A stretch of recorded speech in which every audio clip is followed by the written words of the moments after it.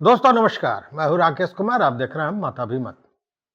मित्रों, लगातार अभी पिछले महीनों से आप देख रहे होंगे चारों तरफ एक ही चर्चा है और वो है शिक्षा विभाग की, के पाठक की, उनके फरमानों की, शिक्षकों के पदस्थापना की, बीपीएससी परीक्षा की, विकलांगों की, महिला शिक्षिकाओं की, कैसे कैसे जगह पदस्थापना हुई, फिर छुट्टियों की कटौती को लेकर, और सबसे बड़ा मैटर था राज्यकर्मी का दर्जा देने को लेकर। और इसको लेकर आप देख रहे होंगे विपक्षी पार्टियां बिल्कुल चुप है। संघ के तरफ से भी कोई आवाज नहीं आ रही थी, लेकिन आज बिहार माध्यमिक शिक्षक संघ के महासचिव माननीय शत्रुघ्न प्रसाद सिंह जी ने अपना बयान दिया। वो सामने आए और उन्होंने अपनी बातें कही, शिक्षकों को बताया कि व्याकुल भारत बनने की जरूरत नहीं है और सरकार ने 3 बार कहा है, खुले मन से कहा है, नीतीश कुमार ने कहा है कि वो राज्यकर्मी का दर्जा देंगे तो राज्यकर्मी का दर्जा मिलेगा।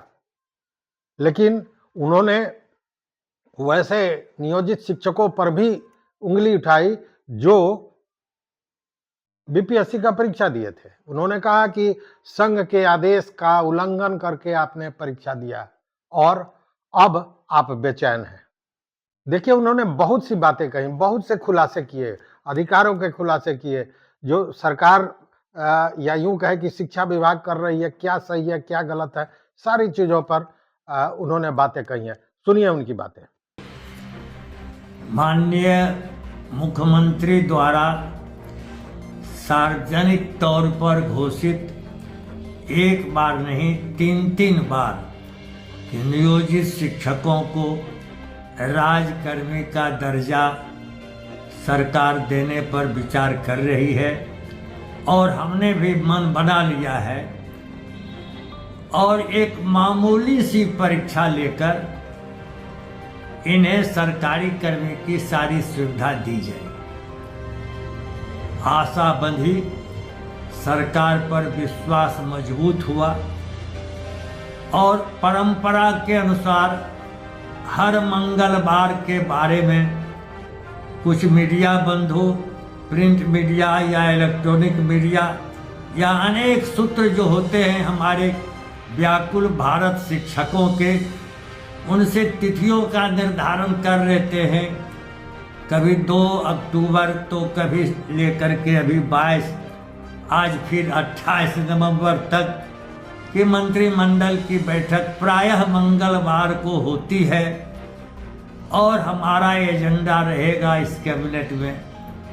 ये आश्वस्त मन से बोलते रहते और शाम होते होते इतने निराश, उदास, उद्विग्न, आक्रोशित हो जाते हैं कि लगता है कि सब कुछ समाप्त हो गया। भरोसा रखिए, सरकार को राजकर्मी का दर्जा देना ही है।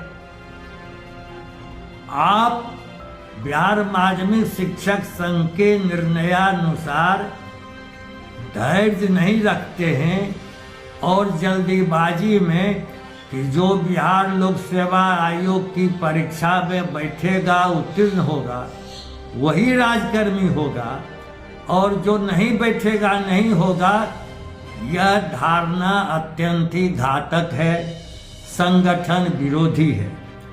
जितने शिक्षक उत्तीर्ण हुए हैं और उनकी पदस्थापना उनके मन के विपरीत हो गई, पदस्थापना दूर के विद्यालय में, वे अब संगठन के जिला और राज्य स्तर के नेताओं को फिर प्रताड़ित करते हैं, अपमानित करते हैं और इतना तंग करते हैं कि सर कुछ कीजिए, आपने हमारे आदेश का उल्लंघन किया, आपने परीक्षा दे दी, आप परेशान हैं, यह तो आपके द्वारा शुल्क देकर खरीदी गई परेशानी।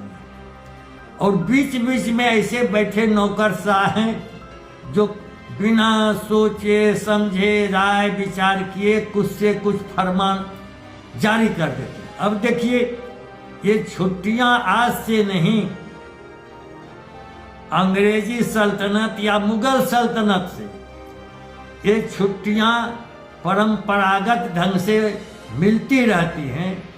इन नौकरशाहों को मालूम होना चाहिए कि विद्यालय, महाविद्यालय, विश्वविद्यालय की छुट्टियां इसलिए दी जाती हैं क्योंकि इनकी सेवा वोकेशनल होती है और सरकारी कर्मी नॉन वोकेशनल होते हैं।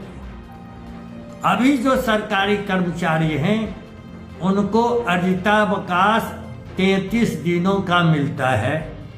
यदि उसका वे उपभोग नहीं करते हैं सेवानिवृत्ति तक, तो उनकी छुट्टियों के बदले नगदी भुगतान होता है। अर्जितावकाश का नगदीकरण का नियम है। आपने छुट्टी में कटौती कर दी और 14 दिन या 11 दिन अर्जितावकाश कहते हैं, यह नियम विरुद्ध है। काम के घंटे निर्धारित हुए थे। शिकागो में काम के घंटे के लिए हमारे अमर शहीद क्रांतिकारी मजदूरों ने अपना खून दिया था। तभी 8 घंटे काम, 8 घंटे आराम, 8 घंटे मनोरंजन के समय दुनिया के मजदूरों ने यह अपना खून दे करके काम का घंटा निर्धारित किया है। आज भी अंतर्राष्ट्रीय श्रम संगठन जो है IOL उसे कहते हैं, वह दुनिया भर के मजदूरों के लिए काम का घंटा निर्धारित करता है और उसी के मुताबिक छुट्टी होती है। बिहार सरकार अर्जितावकाश 33 दिन देती है।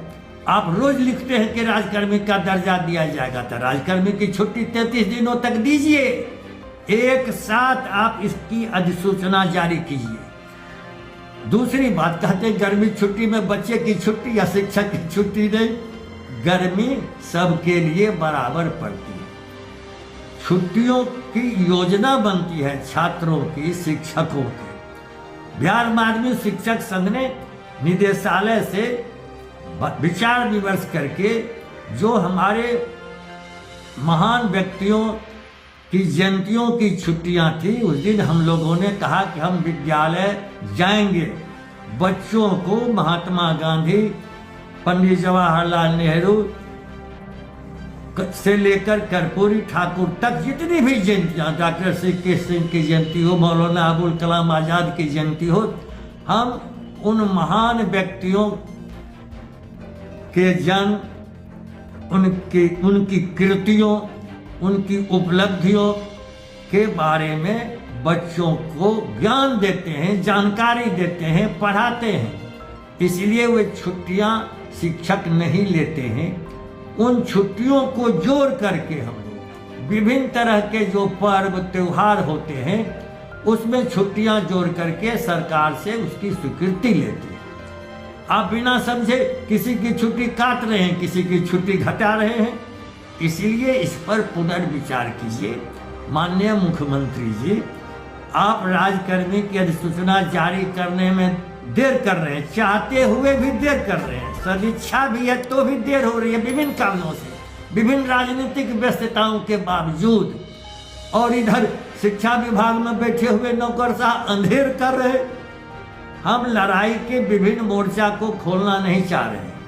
चूंकि आप जा रहे हैं अब लोकसभा चुनाव में, विधानसभा चुनाव में, तो आप कहिएगा आप राजनीतिक लड़ाई शुरू कर रहे हैं। जी नहीं, हम शिक्षार्थी, शिक्षक और राज्य के व्यापक कल्याण के लिए बात कर रहे हैं।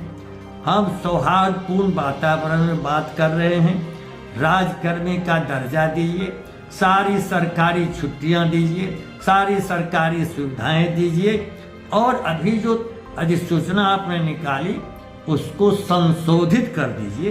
पूर्व की भांति ही छुट्टियां दीजिए और जल्दी राजकर्मी घोषित कीजिए। हे शिक्षक बंधु, करबद्ध प्रार्थना करते हैं, व्याकुल भारत मत बनिए, धैर्य रखिए, राजकर्मी हम लेकर रहेंगे।